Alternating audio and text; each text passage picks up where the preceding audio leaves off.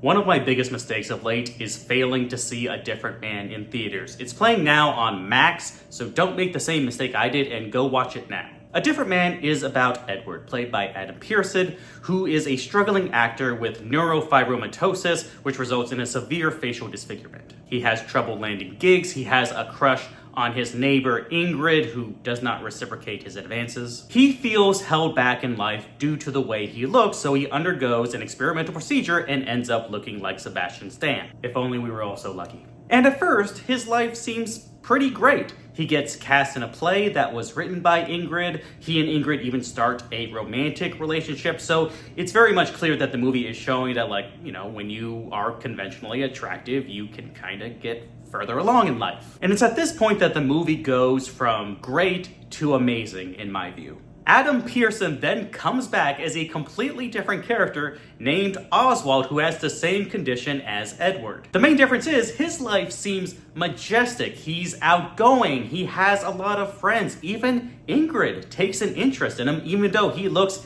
exactly like Edward did before he had the procedure to look like Sebastian Stan. Sebastian Stan has been getting the bulk of awards attention for his role in the movie, and for good reason. He's great in this, but Adam Pearson deserves a lot of recognition as well. It's such a refreshing showcase of how disabilities can be presented on screen. They don't have to hold you back. You can be the life of a party and love life like Oswald. And Sebastian Stan effectively plays like the Frank Grimes role, where he feels like everything should be easy and handed to him at this point, and then still realizes that who you are in the inside dictates what kind of opportunities are available to you. Edward, post-procedure, gets a part in a play meant for a person with this disability despite not having the disability at that point, which kind of feels like commentary on how media will just cast actors in roles for people with disabilities because it's such a taboo subject, and they're just like, well, we need a face for this part.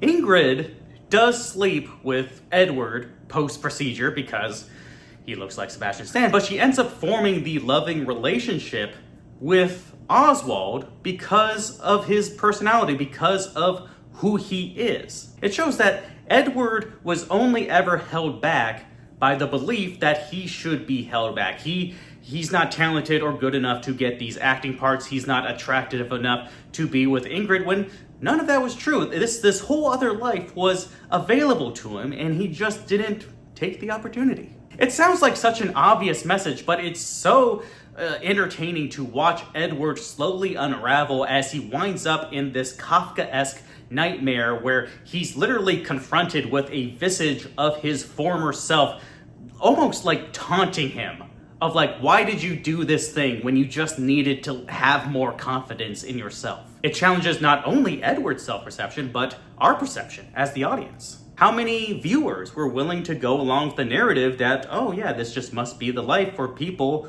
with Edward's condition, when he can do anything anyone else can do? A Different Man is hands down one of the best 2024 movies. Sebastian Stan and Adam Pearson should both be in awards conversations.